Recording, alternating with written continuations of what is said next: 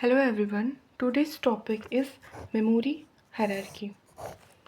So, as we know that memory is an important component in the digital computer. It is a physical electronic component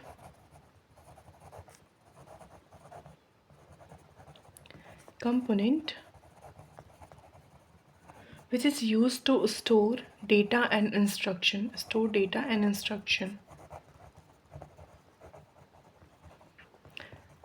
Example of memory like RAM, ROM, etc. As we know we have a different type of memories, जैसे primary memory हो गई, secondary memory हो गई.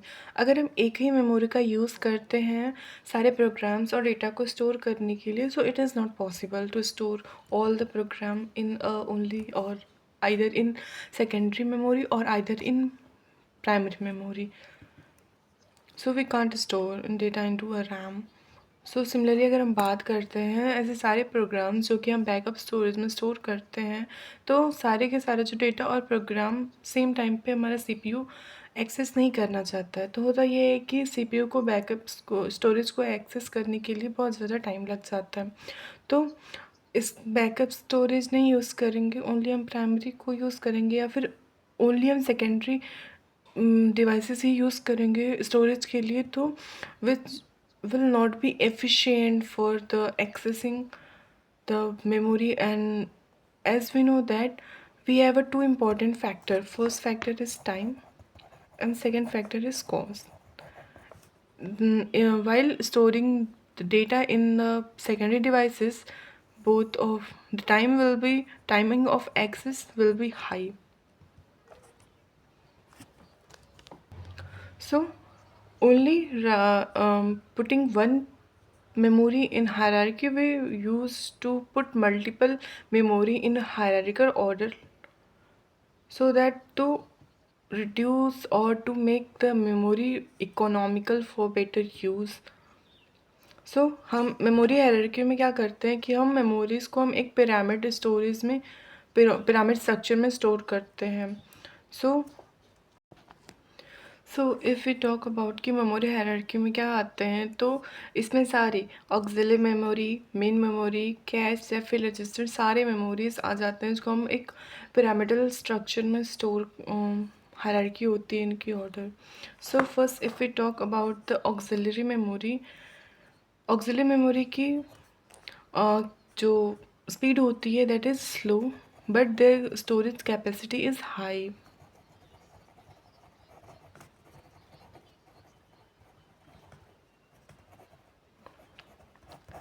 इससे above जाते हैं तो main memory is relatively fast then auxiliary memory. It is literally faster. इसके अबव हम जाते हैं तो there is a cache memory which is even smaller but faster. So cache memory जो होती है हमारी, वो डायरेक्टली सीपीयू के थ्रू एक्सेस की जाती है. Cache memory generally high speed processing memories जिसको सीपीयू डायरेक्ट एक्सेस करता है. और नाउ इफ़ इसके अबव और जाते हैं तो there is a register. Registers internally CPU में ही होते हैं, जो कि प्रोसेसिंग एलिमेंट को स्टोर करने के लिए यूज़ होते हैं. Post processing elements like operand हो गए, ये कहाँ स्टोर होते हैं, ये रजिस्टर में यूज़ होते हैं. This is a element of the memory hierarchy. अगर हम बॉटम से स्टार्ट करें तो हमारे बॉटम ऑक्सिलरी मेमोरी है, जिसमें दो टाइप के मेमोरी होते हैं. First is magnetic disk and second one is magnetic tapes.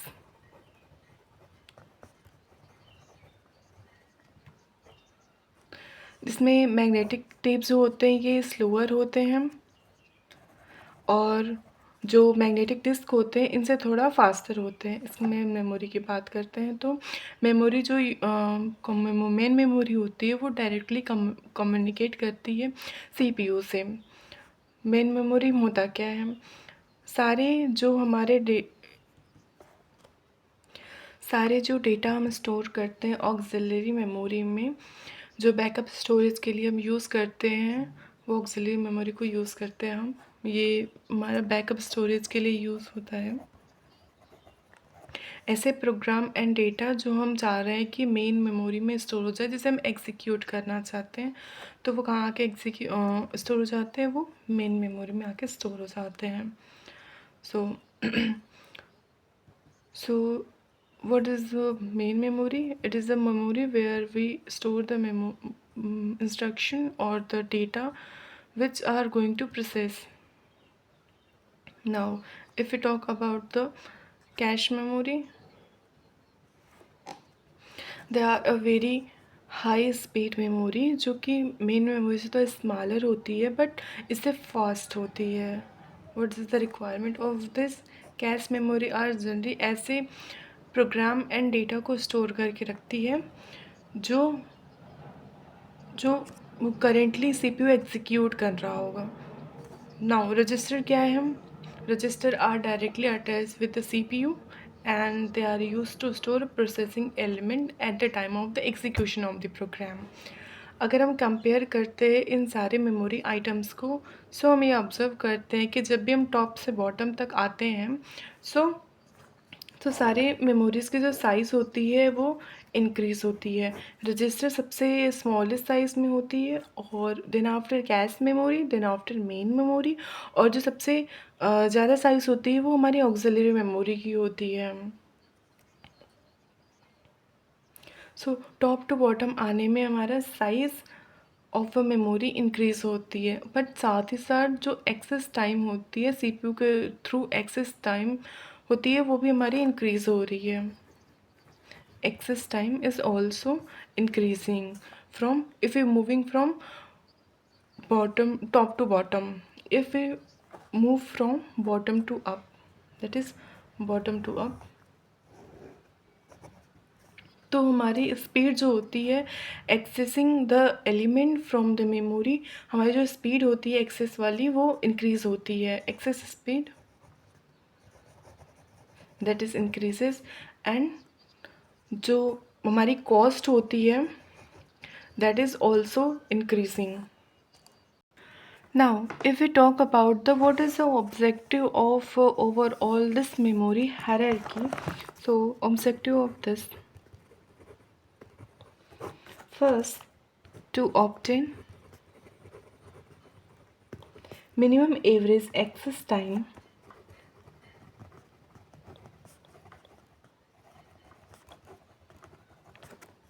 and second one is to minimize the cost of the computer system.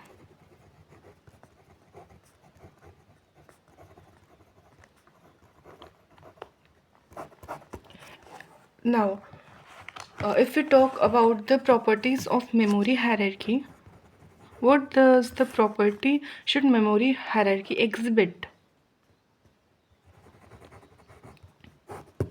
First property is inclusion principle. Sorry, inclusion property. Inclusion property. Inclusion property ये कहता है कि अगर हमारा कोई भी data let D1 is reside in upper level like in cache memo, अगर वो मान लीजिए कोई भी डेटा हमारा D1 में है, तो obviously it is also present in the lower level of the memory hierarchy. So if D1 data is in upper level, then obviously it will also present in lower level. And second property is coherence property.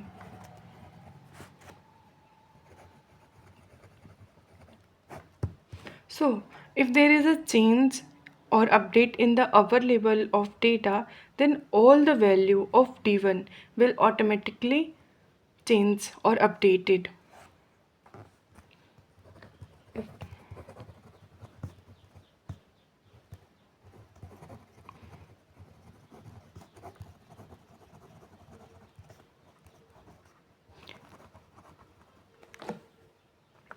So if there is a change or the update in the upper level of data D1, all the values of D1 will update. and this will achieved by two methods. First is write back and second one is write through. Now we will talk about the what is a write back. In write back, CPU perform write only in cache memory, so still coherence is present. But this coherence does not create data loss problem because CPU reads the status of cache block before replace. So what does this mean? कोई भी अगर changes होता है तो वो हमारा cache memory में होता है. सो मेन मेमोरी में कोई चेंजेस नहीं होती है. कैश मेमोरी में जब कोई नया मेमोरी ब्लॉक आ रहा है तो या फिर इसको रिप्लेस कर रहा है तो जाके मेन मेमोरी में वैल्यू को अपडेट कर दो. Let's take example for the write back. जैसे मान लेते हैं x इज़ इक्वल टू 5 इस डेटा यहाँ पे प्रेजेंट है. तो सबसे पहले यहाँ पे मान लेते हैं कि x is equal to 5 data है and here is y is equal to 1 and y is equal to 2. So यहाँ पे क्या होता है, सबसे पहले हमें अगर डेटा चाहिए तो हम सबसे पहले कैश मेमोरी में जाते हैं उसको एक्सेस करने के लिए. इफ़ हम कैश मेमोरी के पास गए तो हमें चाहिए एक्स की डिमांड करी हमने कैश से. तो जब तक ये रिप्लेस ना हो या फिर अपडेट ना हो, रिप्लेस ना हो तो ये यहाँ पे नहीं जाने वाला. और अगर कोई वैल्यू अपडेट होती है तो वो हमारी कैश मेमोरी में होती है. तो और वो हर बार ज़रूरी नहीं है कि मेन मेमोरी में वो अपडेटेड ही वैल्यू हमें मिले अगर हम जब एक्सेस करते हैं तो. बिकॉज़ जब तक कैश मेमोरी से वो पर्टिकुलर डेटा रिप्लेस नहीं होता तब तक हम मेन मेमोरी में अपडेट नहीं करते हैं राइट बैक के केस में. अगर हम इसमें एक्सेस करते हैं y इज़ इक्वल टू 1 और यहाँ पे y is equal to y की वैल्यू अपडेट भी हो सकती है, नहीं भी अपडेट हो सकती. ये हमें कैसे पता चलेगा? यहाँ पे है ये जो 1 है ये हमारा डर्टी बिट होता है. तो इसका या अगर वो ये सेट नहीं होता है तो अगर इसका डर्टी बिट हमारा 1 होता है तो इसका मतलब ये होता है कि यहाँ का जो डेटा है वो अपडेट हो चुका है बट यहाँ का डेटा जो है वो अपडेट नहीं हुआ है. इसके करस्पॉन्डिंग ये तो अपडेट हो चुका है बट इसके करस्पॉन्डिंग जो हमारा मेन मेमोरी में डेटा है वो अपडेट अभी नहीं हुआ है. और ये अगर सेट है मतलब 0 है तो इसका मतलब ये है कि यहाँ की जो वैल्यू है और जो वैल्यू मेन मेमोरी में वो सेम है. There is no any mismatch और there is mismatch in the data. और अगर हमारी एक्सेस बिट अगर हमारी 0 है तो हम तुरंत एक्सेस कर लेते हैं मेन मेमोरी से, सॉरी कैश मेमोरी से ही हम उस डेटा को एक्सेस कर लेते हैं.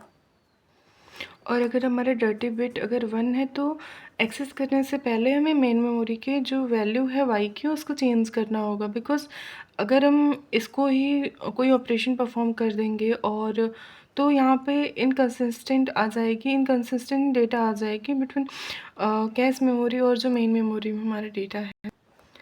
मान लेते हैं हमें कोई वैल्यू को एक्सेस करना है, लेट y को ही हमें एक्सेस करना है. तो हमें क्या करना पड़ेगा, तो हमें y इज़ इक्वल टू 1 को एलोकेट करवाना पड़ेगा. यहाँ पे y इज़ इक्वल टू 1 को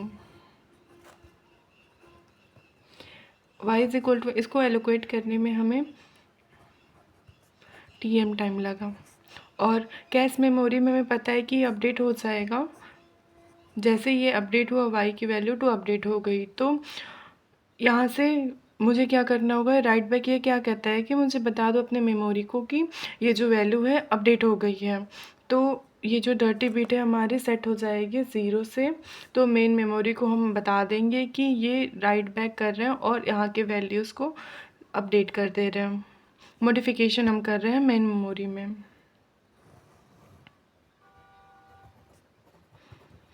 सेल की जो कैश मेमोरी में है हमारी जो वैल्यू है वो अपडेट हो गई है और मेन मेमोरी में भी आप अपनी वैल्यूज़ को अपडेट कर लो y is equal to 2. Now अब ये सेम वैल्यू आ गई तो ये हमारी डर्टी बिट हमारी 0 से सेट हो जाएगी.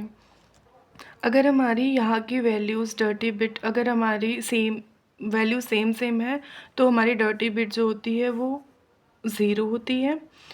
अगर डिफरेंट होती है तो ये हमारी 1 होती है। Now what is the right through properties for the coherence?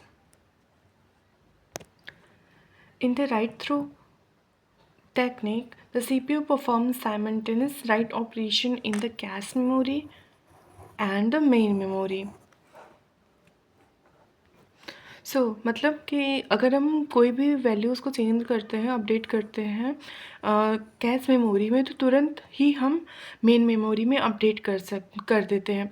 ऐसे जैसे राइट थ्रू में हो रहा था कि जब वो कैश मेमोरी से वो पर्टिकुलर ब्लॉक रिप्लेस हो रहा था, देन हम मेन मेमोरी में चेंजेस कर रहे थे। बट यहाँ पे क्या है कि हम कैश मेमोरी में अगर चेंजेस हो रहे हैं तो उसी समय हम तुरंत ही मेन मेमोरी में चेंजेस कर दे रहे हैं। Now we will talk about the locality of reference. Locality of reference एक हमारा टर्म फॉर द फिनोमेना होता है जो जो सीपीयू होता है हमारा, वो अगर सेम वैल्यू को या फिर रिलेटेड स्टोरेज लोकेशन को बार बार एक्सेस करता है तो जो लोकेलिटी ऑफ रेफरेंस होती है, depending upon the memory access pattern, जो सीपीयू होता है वो किसी भी पर्टिकुलर मेमोरी डेटा को या फिर उससे रिलेटेड स्टोरेज लोकेशन को फ्रिक्वेंटली एक्सेस करता है। अगर हम ओवरऑल देखें तो अगर सीपीयू किसी भी पर्टिकुलर डेटा को सर्च करता है तो वो सबसे पहले हमारा कैश मेमोरी में सर्च करता है। अगर उसे कैश मेमोरी में नहीं मिलता है तो देन आफ्टर वो मेन मेमोरी में जाता है। अगर मेन मेमोरी में भी नहीं मिला तो वर्स्ट केस में जाना होगा हमें सेकेंडरी मेमोरी में। But most of the time approx 90% हमें जो डेटा मिल जाता है वो हमें कैश में ही मिल जाता है। तो अगर यहाँ नहीं मिला तो हमें मेन मेमोरी में जाना पड़ेगा। अगर इसके बाद वो नहीं मिला, बहुत ज़रूरत हुई, तो वो हमारा सेकेंडरी मेमोरी में जाता है। तो आखिर जो लोकेलिटी ऑफ रेफरेंस होता है उसका मीन्स ही यही होता है। अगर हम जो यहाँ पे 90% मतलब सीपीयू एक्सेस करना चाहता है और इसको कैश मेमोरी में ही 90% डेटा मिल जाता है, ये ओवरऑल लोकेलिटी ऑफ रेफरेंस की ही वजह से होता है। If you talk about the types, locality of reference are 2 types. First is spatial locality and second one is temporal recall locality.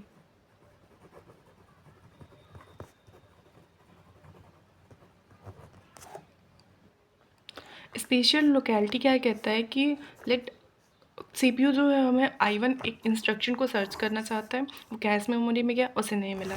वो मेन मेमोरी में गया, उसे नहीं मिला। वो सेकेंडरी मेमोरी में I1 गया, इसके corresponding I2, I3, I4 and I65 तक इंस्ट्रक्शन है।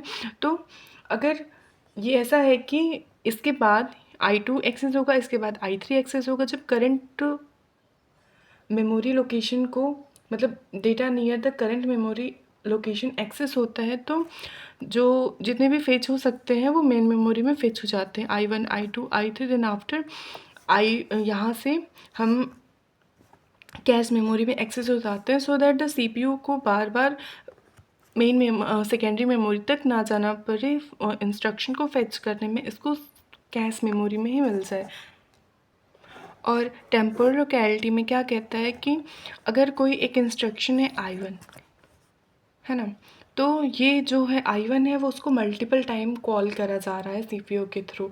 तो बार बार सीपीयू यहाँ जाकर उस पर्टिकुलर इंस्ट्रक्शन को रीड करे। सो इससे अच्छा है कि इस इंस्ट्रक्शन को कैश मेमोरी में ही हम कुछ पर्टिकुलर टाइम के लिए स्टोर कर ले जब तक सीपीयू को नीड है। तो इसको हमें टेम्पोरल लोकेलिटी बोलते हैं कि जो वर्ड है वो हमारा इन फ्यूचर भी एक्सेस किया जा सकता है।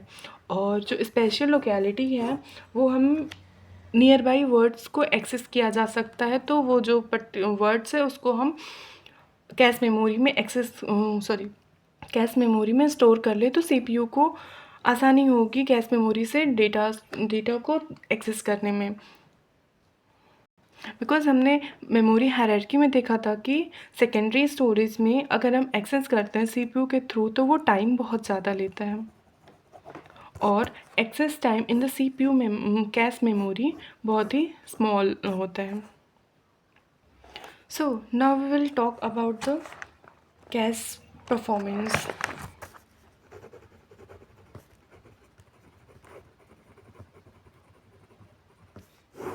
The cache performance is measured in the term of the hit ratio. Hit ratio क्या होता है? इसमें कैश हिट बात करते हैं. कैश हिट क्या होता है? If we are searching for data D1, अगर वो डेटा D1 हमें कैश में मिल जाता है तो उसको बोलते हैं cache hit. And what is the cache miss? अगर रिक्वायर्ड वर्ड हमें कैश में नहीं मिलता है तो उसको बोलते हैं cache miss. And what is the hit ratio? Hit ratio is a hit upon hits plus miss, or we can say that number of hit upon total number of references.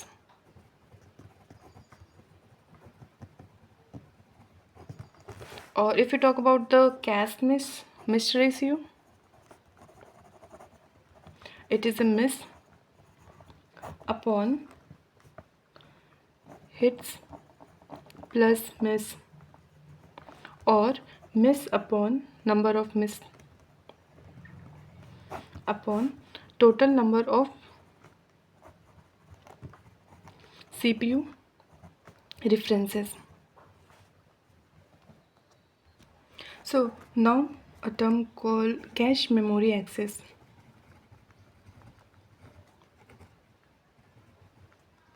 So cache access time. It is also called cache hit time. So if the data D1 is found in cache, so time required for the access the word from the cache is called the cache hit time. Or here is a miss penalty also. What is a miss penalty? अगर हम किसी भी data को cash में, if CPU wants any data, तो वो सबसे पहले हमारा कैश मेमोरी में सर्च करेगा. अगर उसको वहाँ नहीं मिला तो वो then after go to the main memory. So यहाँ से डेटा फिच करने में जो टाइम लगता है, जो डिले होता है, उसको हम मिस पेनाल्टी बोलते हैं. Time required to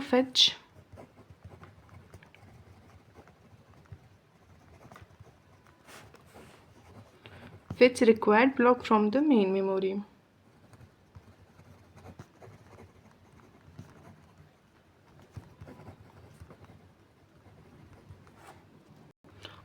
If we talk about the average time access,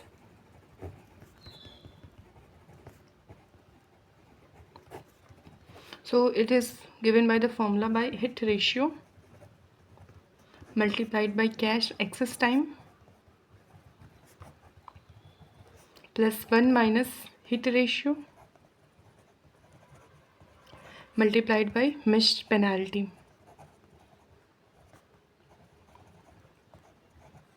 It is a cache plus main memory access time. If we talk about CPU, RAM, and some is hard disk. Hit ratio is H1 and here is time T1. Here is hit ratio is T2 and the access time is T2. Sorry, H2 and T2. Okay, so if we talk about the T average, CPU अगर data D1 को search करता है, अगर वो यहाँ मिल गया तो means hit हो गया. H1 T1 प्लस अगर यहाँ पे भी नहीं मिला तो it will go to the hard disk. So 1 minus hit ratio 1 minus H1 multiplied by H2 and the total time that is T1 plus T2. अगर हम 3 लेवल में बात करते हैं, it's a level 1, level 2 and level 3. Its ratio is H1 and access time is T1, H2 and T2 and H3 and T3. So what is will be the T average? अगर ये यहाँ पे मिल गया, hit हो गया, तो H1 T1 plus, अगर यहाँ पे हिट नहीं हुआ तो it will search in level 2 1 minus H1 sorry 1 minus H0 1 minus H1 H2 and T1 plus T2 summation of these both time. अगर उसे सेकेंड लेवल में भी नहीं मिलता है then it will go for the level 3. 1 minus H1 1 minus H2 multiplied by H3 and time excess time of summation of these all time T1 plus T2 plus T3. It will be the time T average for this 3 level architecture.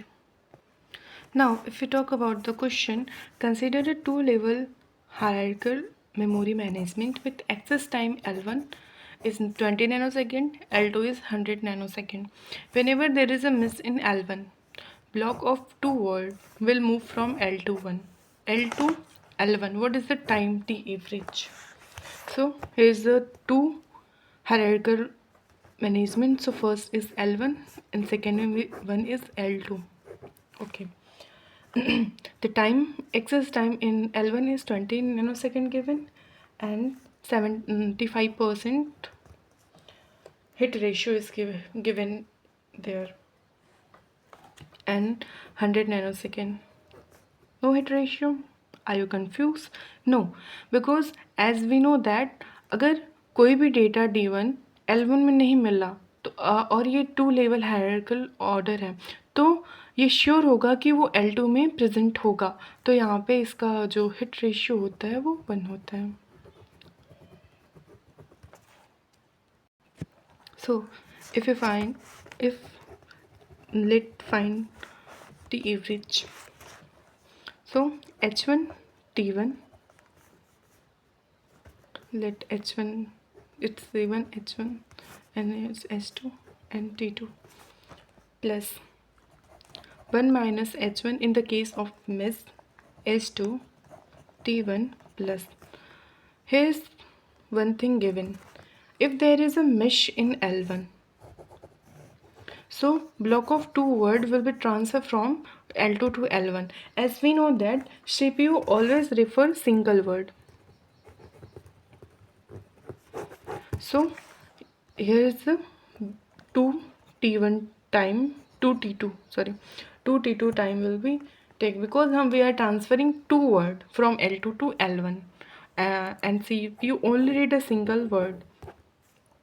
So if we calculate 20 into 0.75 plus 1 minus 0.75, that is 0.25 and hit ratio is 1 and the time is 20 plus 2 into 100. If you calculate this it will come 70. Here's one thing that it keep in mind कि जो CPU होता है only one जो read करता है वो जो refer करता है रीड करता है सिंगल वर्ड को रीड करता है और यहाँ पे हम 2 वर्ड को ट्रांसफ़र कर रहे हैं L2 to L1. तो एक टाइम पे तो एक ही ब्लॉक रेफ़र करेगा CPU और यहाँ पे 2 करना है तो यहाँ पे हम 2T2 करेंगे. ऐसे ही अगर वो 3 वर्ड को करता है तो यहाँ पे हम 3T2 करते हैं. 5 ब्लॉक को 7 8 9 ऐसे कितने भी ब्लॉक को वो कर सकता है तो यहाँ पे उसके अकॉर्डिंग हम चेंज कर सकते हैं. So move to the second question, that is considered a 2 level hierarchical memory management when average access time without level 1 is 200 nanosecond. Means 2 level का हमारा given है H1 T1 and H2 T2. अगर हमारा second level available नहीं first level available नहीं है तो without इसके हमारा 200 नैनोसेकेंड में उसको CPU एक्सेस करता है. So H2 T2 is equal to 200. First equation with L1 is 50 nanosecond given, तो L1 का एक्सेस टाइम है हमारा 20 नैनोसेकेंड। सो हमारा जो ओवरऑल एक्सेस टाइम होता है with L1 is 50 is equal to H1 T1 plus 1 minus H1 H2 and T1 plus T2. So from here the if you know that कि अगर हमारा एक ही H2 ही है सिर्फ, तो मतलब एक ही लेवल है, तो वहाँ पे हिट रेशियो जो होगा वो 1 होगा। सो यहाँ से हमारी जो T2 की वैल्यू आ जाती है वो 200 नैनोसेकेंड आ जाती है। ठीक है, उसके बाद फिफ्थ ये मैंने इक्वेशन लिख दिया है। और if you put the values, H1 की वैल्यू कितनी है we don't know, we have to find the value of the H1 and T1 question में गिवन है that is 25 nanosecond. 25 plus 1 minus H1 we have to find, and H2 की value कितनी है that is 1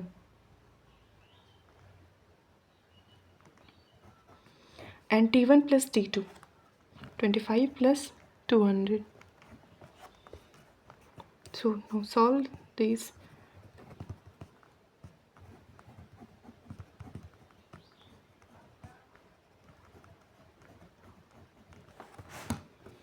We transfer this here. T minus 225 is equal to minus 200 H1. 175 is equal to 200 H1, and here H1 की value आ जाएगी हमारे 0.875. Now move to the third question. Consider a 3-level hierarchical memory organization. Access time is 10, 50 and 150. Hit ratio is 80%, 90% and 100% respectively. Whenever there is a mesh in level 1, block of forward word, code of block forward L2 to N1 transfer होता है, and required word assigned to the CPU. Whenever there is a mesh in L2, a block of 8 word will transfer from L3 to L1, and that is accessed by assigned to CPU. What is the T average in this? Here is a 3 level. First is L1, L2 and L3 given. अगर यहाँ पे L2 में miss होता है, अगर हमारा L1 में miss होता है, there is a miss in level 1, block of 4 word हमारा ट्रांसफ़र होता है L2 टू L1, और अगर हमारा L2 में मिस होता है तो 8 वर्ड हमारा ट्रांसफ़र होता है L3 टू L1। जैसे मैंने पहले क्वेश्चन में इससे पहले मतलब सेकंड क्वेश्चन में मैंने बताया था कि CPU जो होता है वो हमारा सिर्फ सिंगल वर्ड को रीड करता है ना। अगर हमें मल्टीपल ब्लॉक वर्ड को रीड कर होता है तो एक मतलब उसको हम टाइम से मल्टीप्लाई कर देते हैं। सो टी एवरेज फाइंड करते हैं, तो that is H1 T1 plus, अगर वहाँ पे मिला नहीं तो 1 minus H1 H2 T1 plus T2 summation of this both level, and अगर उसको सेकेंड लेवल में भी नहीं मिला तो that is 1 minus H1 1 minus H2 and summation of all the T1 plus T2 plus T3, putting the value 10 into 0.8 plus 1 minus 0.8 multiplied by 0.9, 10 plus 4 into 50, because if there is a miss in if there is a miss in L1 हमारा 4 block transfer होता है L2 to L1 plus 1 minus 0.8 plus 1 minus 0.9 and 10 plus 4 into 50 plus 8 into 150, क्योंकि अगर हमारा L2 में miss हुआ तो यहाँ से 8 ब्लॉक ट्रांसफ़र होता है L1 में। If you solve all this you will get 74 as answer nanosecond. Thank you.